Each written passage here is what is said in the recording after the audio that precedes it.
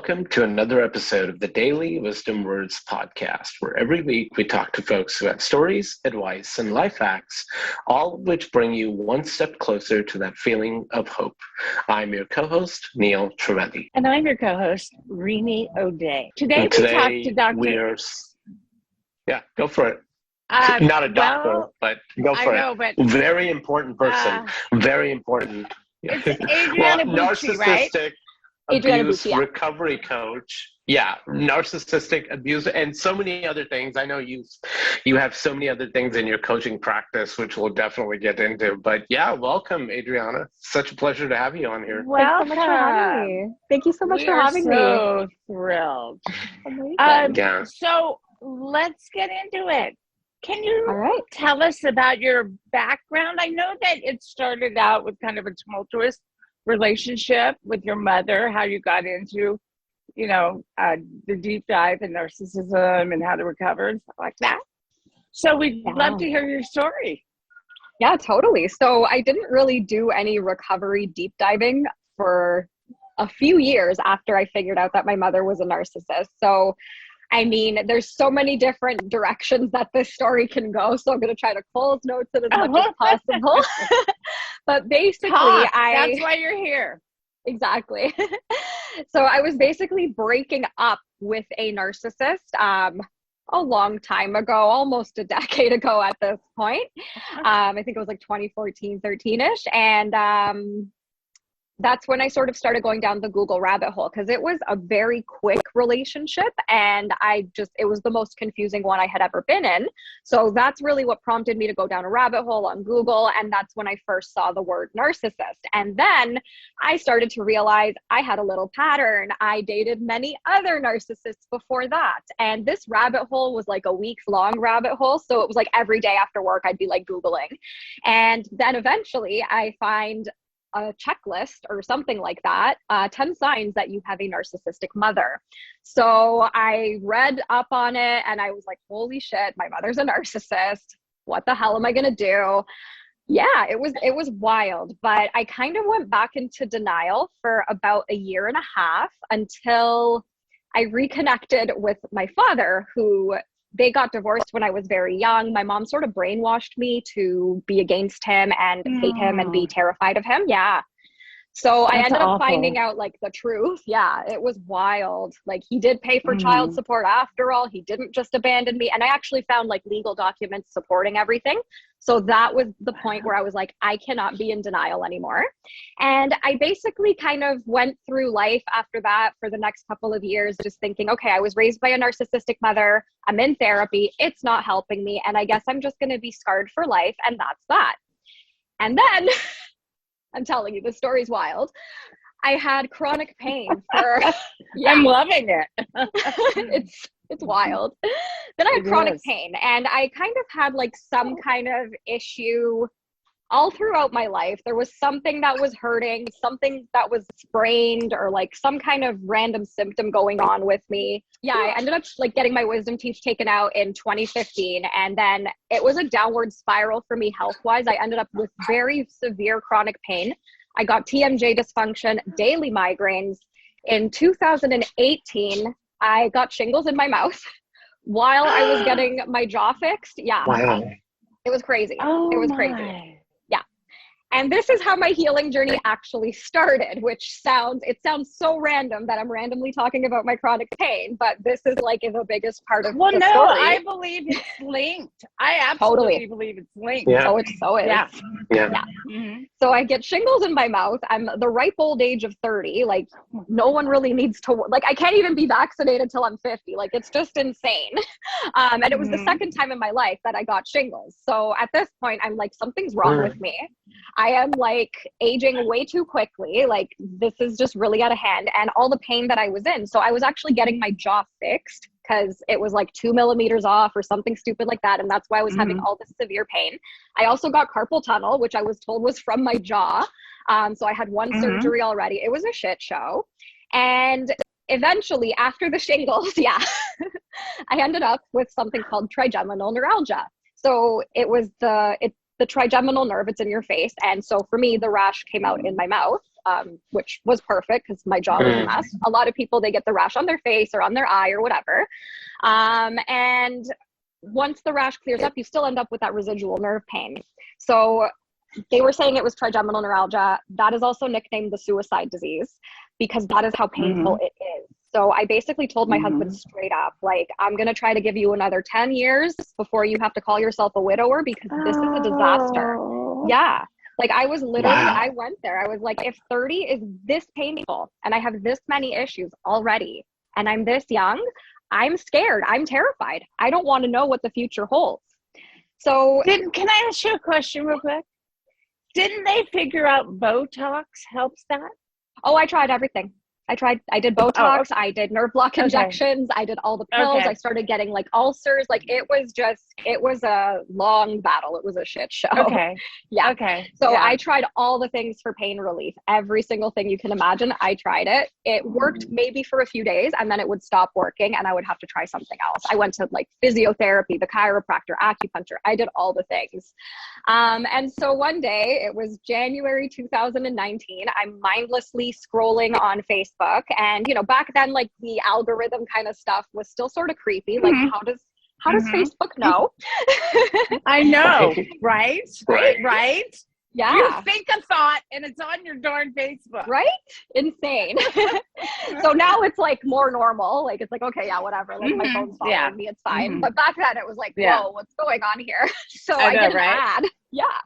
I get an ad for this app called Curable, and it's marketed for people with chronic pain to help you cure your chronic pain.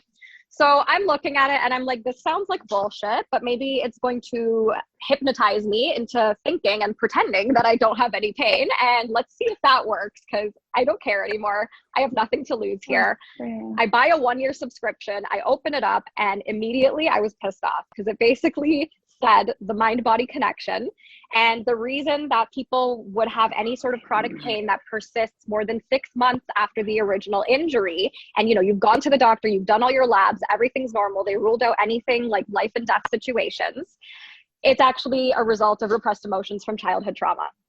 And I still did not realize that narcissistic abuse was trauma at this point. Like, I just thought it was like, oh, this is just how some people are, and the world sucks, and people are just shit, and we're just all going to be scarred for life. And I thought something was wrong with me for like being an empathetic person. So I'm pissed off. I'm seeing this like whole thing about like trauma. I'm like, I don't have childhood trauma. That's absurd. That's so stupid. So I decided not to use it, but 24 hours later, I'm still pissed off, but I'm still in pain. So I'm like, okay, humor me, whatever. Let's see what happens. I love that. Humor me. Yep. I was desperate at that point, right? And they say it's like the gift of desperation. Because I had nothing to lose. I was like, okay, it's like life and death at this point because nothing's getting better and it's only downhill as you age, right? Like that was my mentality. So I start using the app, I start doing my emotional work, and within 2 weeks of using it, 20% reduction in my pain, and my first 5 minutes of no pain at all. Like I thought I was actually dead because it was just confusing. So meanwhile, your husband's over there going like this, honey. Yeah, I know, right? He was just laughing. He was like, yeah, no, this is how normal people feel every day. I'm like, that's so cool. So yeah, I did the work. I re-traumatized myself because I went too fast. I was working with a therapist too. And I was telling my therapist about this. And that's literally after 2 years when she admitted to me that she's so glad that I found something that worked for me because she didn't think she'd be able to help me. And I was like, oh, cool. Thanks for telling me this after 2 years of working together. Like, whatever. No big deal. So within 4 months, no more pain, like no more chronic pain. I still, you know, I'm a human, so if I stub my toe, yeah, it hurts. But I basically rewired how my brain processes pain. And that is actually what helped me to heal from the narcissistic abuse of being raised by a narcissistic mother.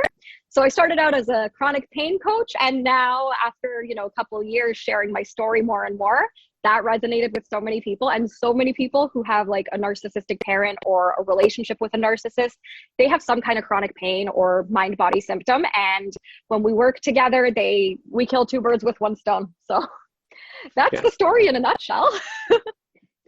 Okay, so let's get into the mother issue. Yep, sounds good. Which aspect of it? what made you suddenly realize your mother was a narcissist? I mean, what was that light bulb moment? Do you have one, or was it just all of them? So basically, like the breakup with the narcissist, when I went down that Google rabbit hole and saw the first article, I had several light bulb moments. So that was like my first one. Yeah. And then the next real big light bulb moment was when I actually spoke to my father, and he told me that, you know, he did not actually abandon me. He did actually want to have me. He did actually pay for child support. She actually ended up like stealing everything and all that kind of stuff. And then finding the actual documents that proved everything that he was saying to me, that was like, okay, my mom's a narcissist. Like, this is just, wow. And do you have a relationship with her? She actually died 2 years ago. So no. Yeah. And before she died, like I'll share this just because I know this is going to help a lot of people, because I know that a lot of people panic about what's going to happen when the narcissist dies. Like, how am I going to feel? What if they apologize? What if there's a deathbed confession or whatever? My narcissistic mother gave me the death glare from her deathbed. Like, she couldn't even talk, but she had enough energy to give me the look. The nurse actually saw her give me that look, and she's like, oh, is this what you were like, what you grew up with your whole life? I'm like, yeah. She's like, I am so sorry. I'm like, thank you. That's so validating. And you realize it wasn't about you. Oh yeah. It was about her. It was all about her. Yeah. And luckily I had been doing my inner work for like a year before she ended up in the hospice and all that happened. It was like a very long process, her dying process. That's probably another podcast episode. But yeah. We're going to have you back then. Sounds good. Yeah. Part two, Adriana's mother. Yeah, right, honestly. And yeah, all the emotions. Seriously. All the emotions happened, of course. Totally. All of the emotions, all the things, but ultimately I knew that it was not my fault. There was nothing I could do, and she was well beyond hope. And that was proof to me that I did everything in my power to repair the relationship with her.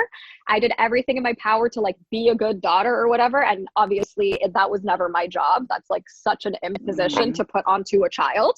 And you know, I didn't know what I didn't know. And really my only regret was not having rock solid boundaries sooner than when I did, because I wasted so much time trying to reason with such an unreasonable person. And it's hard because this is your mother. You love her. You trust her by default. But once you start seeing the reality and actually doing the inner work and healing, you will get through all of the shit that happens when it happens. Neil, I promise I'm going to let you start asking questions, but I just have one more real quick. Are you an only child?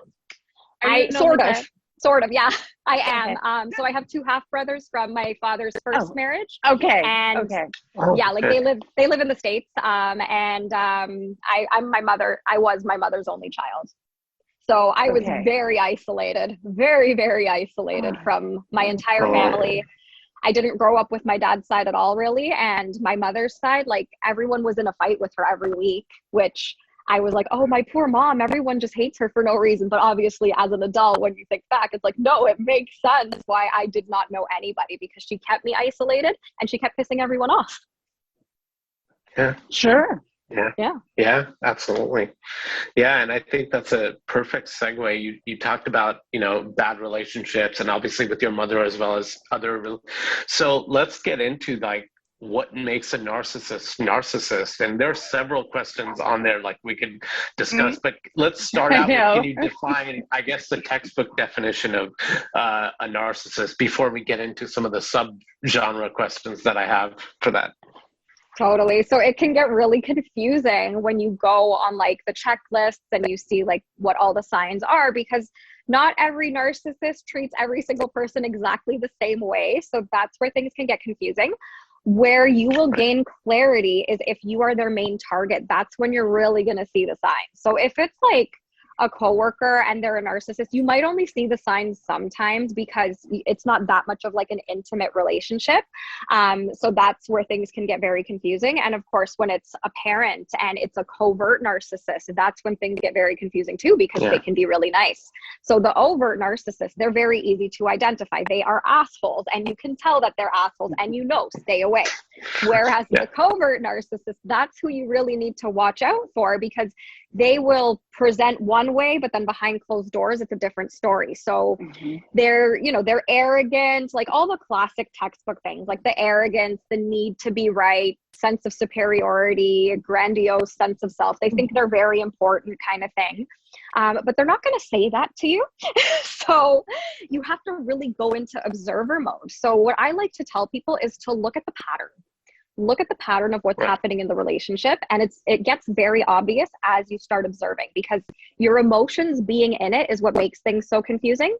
So what you have to understand is, are you feeling guilt, shame, fear, sense of obligation, confusion? Those are your red flags, because anyone who's in those states is easier to control, and narcissists will do what they can to trigger you into those emotional states so that they can have that control over you. So if that dynamic is happening, you're probably dealing with a narcissist. And then there's the pattern of love bomb, devaluation, discard. So love bombing is whatever you want to hear, right? That's what hooks you in. That's where they gain your trust. And that can look different depending on the relationship, right? If it's a new romantic relationship, you might be showered with gifts, flowers at work. Who doesn't want that? But that's a major red flag. Right. If it's a parent, right, they might be saying they're going to take care of the grandkids, or they're going to help you with a down payment on a house, or we're going to be one big happy family, or they recognize a talent that they always used to dismiss. And so once they're satisfied that they've gained your trust with that love bombing, that's when the devaluation starts. So that's when they start eroding your self-esteem, eroding your confidence. You start questioning everything about yourself. You start doubting yourself. You start questioning the relationship. You start questioning if you're just a really bad communicator. So that kind of dynamic. And then there's the discard, which sometimes it can look like they never talk to you again, which very rare that happens the first time. They always come back for more. It can be like a 5-minute discard. It can be the silent treatment. And then they come back to love bombing as if nothing ever happened. So that dynamic is really your best way of being able to figure out if you are dealing with a narc. So basically you're saying move and don't leave a forwarding address. Exactly. And that's interesting, right? You mentioned and I've read so many of your blogs where you talk about the various phases, and especially the love bomb phase, because that's the deception time, right? That's when you mentioned how does then one go about reestablishing, I guess, trust with general people? How do you go, because if you've been in let's say a string of narcissistic relationships, right, and you begin to become doubtful of everybody around you, what if that one friend or partner or somebody happens to be genuine? How do you tell the difference? Okay, should I watch out for this person? He's being nice to me. He's giving me gifts. Is he being a genuine friend? Or is this going to turn out like, well, look what happened with all these other assholes? So is there things where we can distinguish and help still have that trust in our loved ones, certain loved ones who are not narcissists? There's definitely, you can regain that trust in people, but it's not going to be an overnight process. So it's very important to understand that once you come out of that fog and you realize, holy crap, I've been dealing with this person and they're a narcissist or multiple narcissists. And, you kind of start wondering, is everyone a narcissist? Who do I trust? Who do I talk to? So that is definitely normal. And if that's happening, your best bet is to just not talk to anybody, because that's going to probably confuse you even more. If you are confused, if you are not sure, just, proceed with caution just at first while you start figuring things out. There's no harm in that whatsoever. And really, the trust in other people is going to come when you start trusting yourself. And that comes with doing the inner work, right? So the thing with narcissistic abuse is it detaches you from your emotional compass. It makes your emotions just make no sense whatsoever. And so doing that inner work really involves understanding your emotions, because when you understand your emotions, you're going to be able to feel in your nervous system, this person's manipulating me. Yes. But it's scary to do this work, right? Like, it's not like an overnight thing. It's not a Band-Aid solution, right? So, and it didn't take you overnight to realize everything because of how insidious this type of abuse is. So the healing process, it's really like, you have to unlearn all of that conditioning. You have to unlearn all of that like self-hatred towards yourself, so that you're then not relying on other people to tell you what's up and what's down, because you'll know for yourself. In your experience, like, and this is continuing on like the personality of a narcissist, is there genetic tendencies, or is it more environmental? Like, what shapes up a narcissist's beliefs, like, or is it a combo? Honestly, so I am not a scientist, so I'm not going to say for sure what it is, because who knows at the end of the day. I will just say what I have learned from, I've done many of Dr. Ramani's workshops that she's done in the past. So she's amazing. She's an actual psychologist. She teaches people about like narcissistic abuse recovery and stuff like that. So I will quote her that, you know, sometimes it can be trauma, right? Like, it could be a traumatic thing where they had a really shitty childhood and that's their way of keeping themselves safe. But at some point you become an adult, and you know, you have to see, like, is this working for me or is this not working for me? And narcissists just don't do that. And they can also become narcissists from just being overindulged as children and spoiled and things like that.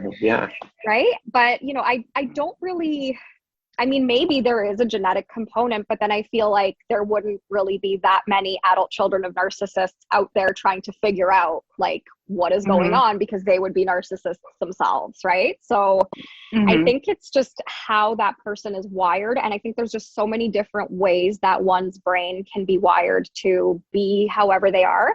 But there's also the flip side of it of like, you have to be an adult when you are an adult and kind of take accountability for yourself. And if you're not able to do that or not willing to do that, I mean, you know, the consequences of your abusive behavior, it's going to happen at some point, whether it's through your target setting boundaries with you or just karma doing its thing or whatever. And that's one of the things, like, we try to like emphasize a lot on this podcast, especially because there's so many theories out there and all that, and so many new articles every month. They change their stance over something is genetic, something is not. And I think that's why it's so important. Your story is proof of that individualizing anyone's life is important. When studying that person, studying their personality, it's so important, right, to individualize, because like you said, your grandmother might have been one which might have been passed down, but then you turned out to be completely opposite. So that's why it's so important to like look at the root cause, right, rather than like you said earlier, not go for that Band-Aid culture. Exactly. And just to add on, go on, please. Yeah, I was just gonna say, even if it is genetic, does it matter? Because at the end of the day, the damage is still being done to the targets of these people, and they deserve to heal. And so whatever that person has been through, whether it was like an extremely traumatic thing, whether it's just their brain just happened to be wired that way from out of the womb or whatever, it doesn't really matter at the end of the day, because if it is an actual thing where they have no idea what they're doing and they go into a blackout trance space, I mean, you'd think that they would be concerned for their health or like seek medical attention or something. But that in itself just goes to show that they know what they're doing. So whether that's a genetic thing or not, I don't think it matters, because people are being very seriously harmed by that behavior, and people need to just know about it. Now, okay, so you were in quite a few relationships with men that were narcissists. Tell us about meeting your husband and what you saw in him that was completely different. Oh, I didn't even know he liked me. Because he didn't love me or anything, right? Yeah. So I thought he was just trying to be my friend. So that was pretty hilarious. I wasn't used to it, and also like I also like swore off dating at that point, because I was like, hey, this has been like 5 narcs in a row. I'm done. I'm just gonna be the crazy dog lady. Right. My life. Like, you know, I had no desire. Frankie, don't listen to her. Right? I had absolutely no desire to like get married or anything like that. I was just like, hey, like just other humans are more trouble than they're worth. Like there's just no point. I'm just going to focus on me having fun. I was like getting really into yoga and all that kind of stuff back then. This was like back in 2014. So, and I still didn't know about like the real healing work or anything like that, but I was just like, whatever, I'm going to live my 20s, enjoy my life, and like screw everything. I don't care about any of the society standards and whatever. And so I met my husband at work, and you know, we just sort of like hit it off as like friends, I guess. And then yeah, he wanted to take me out for my birthday because he couldn't make it. Like I just sort of openly invited a bunch of coworkers, and I didn't think it was a date. And then, you know, the bill comes and I'm trying to like pay for my half, and he's like, no, what are you crazy? I'm like, oh. And then that's when I realized I think this might be a date. And yeah, like it was very like no pressure. Yeah, it was just so organic. Like we didn't even have a label on us. You know, there was no like, oh, you're officially my girlfriend kind of thing. It just worked. It literally just worked. And there no real drama, nothing like that. I mean, there were times where I was like, you know, because I'm hyper vigilant after dealing with so many narcissists, where I would be like, oh my God, I think he's mad at me. He's gonna, you know, he's gonna divorce me. He's never gonna talk to me again. He's gonna abandon me. And then of course, obviously, I'm gladly incorrect about that. So it's been very healing at the same time, and very different from what I was used to. So now, yeah, it's been like 8 years that we've been together. So, you know, or 7 or something. Yeah. Married for 5. And yeah, you can break the cycle. You totally can break the cycle. Because I knew all the red flags. Like I knew not to talk to anybody who love bombed me. So I actually, before I met my husband, this is just a side story. Sorry if I'm rambling a lot, but I actually did an experiment. I did a human experiment. We love it. This was, this was way back when like Tinder just came out. And I went on like 25 first dates to see if I could figure out who the narcs were, who was love bombing me. And funny.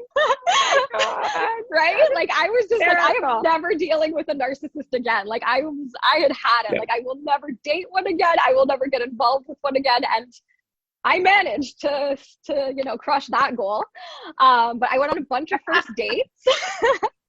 I studied their behavior, and then the ones that I thought were narcissists, I would like, you know, be like, pretend I was interested in some of them just to see if like I could predict how they'd like react back. And some of them I'd kind of give the cold shoulder just to see if I could also predict that. And I was like right on the money every time. So I was like, all right, I think I understand narcissistic men now. So yeah. So then I just washed my hands clean, and then I just lived my life, and then my husband popped up out of nowhere. And now you never have to do it again. Exactly. Yeah. Now you just help those women. Exactly. Right. So can a narcissist act different with that one person they truly love because he loves her? Well, like they're not really capable of truly loving people, but they do have people that they only love bomb, so that person will never think that, you know, they're a narcissist kind of thing. And they can never change, right? No. Never. Oh God, no. No, my mom. Not even with the best therapy.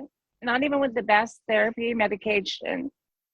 So when they go to therapy, they actually end up just manipulating the therapist. So they're not really doing any of the work, right? They're not actually putting in the effort. Perfunctory therapy. Exactly. They're performing therapy, but they're not doing therapy. So it doesn't matter what kind of treatment they get. It has to be up to that individual to decide for themselves that they want to change. And that takes self-reflection, which narcissists don't do. They just project, and they just want to blame everybody else for their issues. The word narcissist, right? Because if it's self-reflection, that means they wouldn't be narcissists. So it's almost like if you are a narcissist, then you really don't have the ability to do that self-reflection, right? Exactly. You know, at the end of the day, it's about being an adult. Yeah. Exactly. Exactly. Yeah. Are they adults though? No. They're so emotionally mature. They're toddlers in adult bodies, and that's insulting to toddlers. I know, right? My toddler acted better back then. I love that line. I know, right? That's got to go on there too. Another one I need to remember. I know, right? Okay. So you have I take it you have a very good relationship with your father now? I wouldn't call it very good. I mean, it's awkward. It's definitely so awkward because I didn't know him for the first 27 years of my life. Yeah. No, really? Yeah. She did that? Really? It was that bad? Yeah. Like, I was so afraid of him as a child because of all the horrible things she told me about him that I didn't even know that they both had custody of me until I realized what had happened, that she would just shit talk. And then she'd be like, do you want to see your father? And I'd be like, no. Like, after everything she just told me, why would I want to see this awful, scary, abusive monster of a man that is my father? So what I learned in 2016 when I found all the legal documents was that he actually still could have seen me, but he would have had to have like a police escort with him. And with all the stuff that my mom had put in my head already about him, because like she was saying he wanted to send her to jail and stuff like that. It was a whole thing. She like, and there was like these court battles. Cry. Yeah, it was wild. It was wild. So yeah, like I had seen him as a child, and then I saw him at my brother's wedding when I was like 18, but like I refused to speak to him because I was terrified. So the first time I really sat face to face with him, I was like 27, and it was like so awkward. But we keep in touch, and I'm really glad that we were able to connect before it would have potentially been too late, because I really hated this man. So it was really a lot of coming to terms with understanding that like this is not an evil man. This is, you know, he actually did love me. He actually did want the best for me. He's got his flaws too, but he's not the monster that she portrayed him to be, and she wasn't the angel that she portrayed herself to be. So yeah, we keep in touch every now and again. Now that you reminded me, I should probably message him soon. Yeah, Christmas and all that. Yeah, Christmas is coming up, so I will. And we don't do American Thanksgiving here, so I didn't even think to message him for that, because he does live in the States too. But yeah, I should message him. But yeah, we're on good terms. We're definitely on good terms. Mm-hmm. It's weird. People who are watching and are maybe in a narcissistic relationship, either with parents or a partner, what would you say to them, especially if they want to take that first step of trying to get out or trying to make a difference and say, okay, I realize now, maybe that light bulb moment that, okay, I'm in a relationship with a narcissist. I need to do better self-care and self-love. What would you tell them? I would tell them, first of all, it is not worth it to stay in this relationship. Mm-hmm. If you have like legal obligations where you can't just up and leave, or, finances need to fall into place first and all that. Obviously, that is an obstacle, but it's not forever. It does not have to be an obstacle forever, and you can eventually get out, and it will be so worth it. It's hard, and it's normal that you might struggle with making the decision to get out, but your future self will absolutely thank you so much, because the biggest regret that I think is echoed among survivors, at least myself, I speak for myself and a lot of the people that I have worked with, the biggest regret is not having set those boundaries sooner. Having trusted them again, and the exact same bullshit played out all over again, and they wasted however much time that was. It's not, constructive to dwell on the amount of time that was lost, but as long as you get to that point, that's what matters. And getting out sooner is better. They're not going to change. Even if they're trying to convince you that they're going to change, like, take that with the biggest grain of salt. And honestly, doing your own emotional work is going to be like the key to really gaining that clarity. Because when you get in touch with your own emotions, you understand what your emotions feel like in your nervous system. When your nervous system is activated, you will be able to better understand what's going on. Like, you're going to become like bullshit proof. Like, you'll be able to see, you'll be the human bullshit detector, really. Like, you'll be able to see the nonsense as it's happening. You'll be able to tell when someone is manipulating you. It just is a matter of kind of like stepping out of the emotionality of it and getting curious about how you feel about it. Not telling the narcissist, because they're going to just use your feelings and emotions against you, as they do. You do your own inner work on your own, or with like a trusted therapist or coach, or just in your journaling. And that is really how you're going to gain that clarity for yourself, because someone can tell you all the things that you need to hear, but until you get your emotions on board with the logic of the situation, there's going to be that gap. And it's going to be more confusing and complicated than it really needs to be. So putting your focus on your emotions is going to get you out of it a lot faster. So I hope that made sense. You are a sweetheart, and I've enjoyed this conversation. You've lived and tell us where people can find you. Yeah, please tell us where you... Yeah, totally. Thank you so much for having me. This has been such an awesome conversation. And people can find me on Instagram at Let's Get Your Shift Together. Shift with an F. I love that. One word. I love that. And you can find me on TikTok and YouTube with the same handle. Pretty much whatever social media platforms exist, I guess, and my website. And I do have a podcast that I don't really keep up with that much, called The Shift Show. So there's that too. We've heard of that. Awesome. Amazing. Yeah. Well, but your best place is Instagram to find me. Okay, kiddo. Have a great Christmas and New Year. You too. Thanks again for having me. It was great meeting both of you. Take care. Yeah. Thank you.